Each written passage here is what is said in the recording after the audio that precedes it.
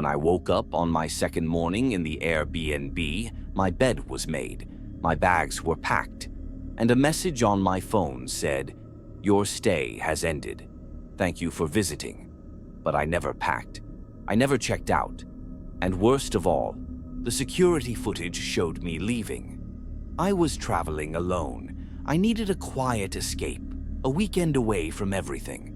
When I found this Airbnb, it seemed perfect.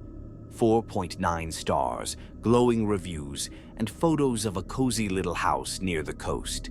It had everything: fast Wi-Fi, a fully stocked kitchen, and a host I never met. The check-in was completely automated. I got a message with the key code and instructions. "Welcome. Enjoy your stay. Checkout is in 3 days." Everything was spotless. The bed was made so perfectly it looked like a hotel. The fridge was full, but something was off.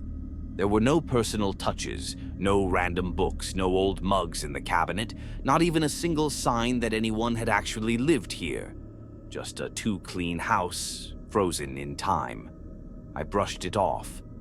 I was just being paranoid. That night, I slept too well. No tossing, no waking up in the middle of the night. Just darkness.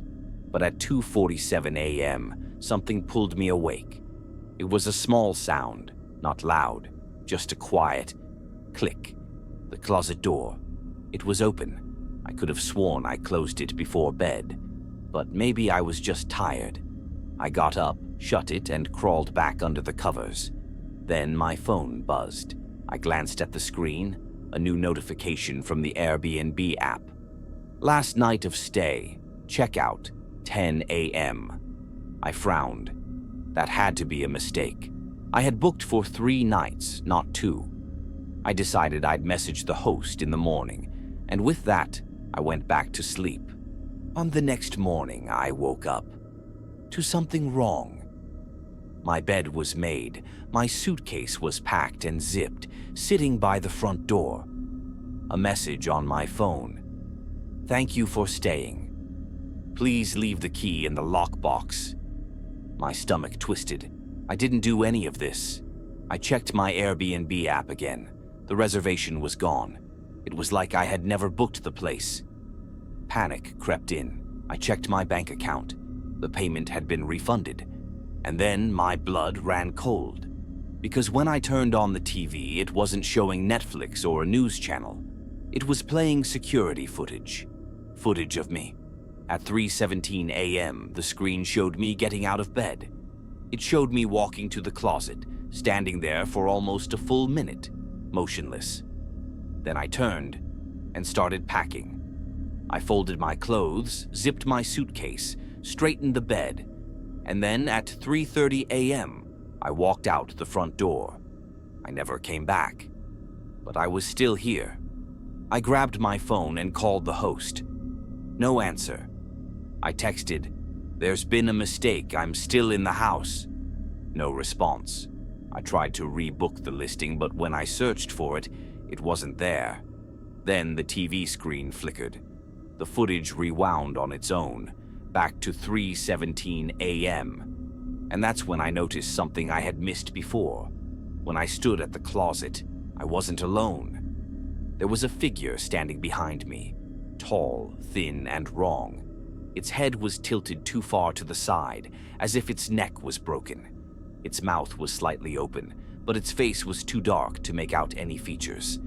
And worst of all, it wasn't there in real life.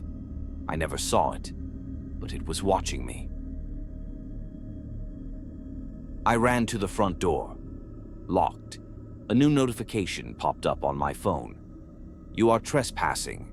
The authorities have been notified." My heart pounded. Trespassing? In a house I rented? I tried the windows, sealed shut. Then the TV screen flickered one last time, and a message appeared, not on my phone, on the screen, in plain white letters against the black background. "You don't belong here anymore." I didn't wait. I grabbed my things, ran to the back door, and threw myself against it. It burst open, and suddenly I was outside. The sun was rising. The street was empty. The The house looked completely different. I turned back to look at it, my heart hammering. The door was closed again, and on the front step, there was no lockbox. The house was abandoned. I called Airbnb support. I told them everything. They checked my account. "Ma'am, we don't have any record of you booking that property." I checked Google Maps. The house didn't exist. And then, the final blow. A week later, I went back on Airbnb, and there it was. The same house, the same photos, a new listing, a new host, and a new review. From me. I clicked on it, shaking. The review read, "Had an amazing stay. Host was so kind, would definitely come again." I never wrote that. I never wrote any of it. And yet, it was in my words. What would you do if an Airbnb erased you? Would you stay another night? Or would you leave before it checks you out forever? If you enjoyed this story and want more spine-chilling tales, don't forget to like, share, and subscribe. And remember, some nightmares begin the moment you stop watching. Sleep tight, and I'll see you in the next video.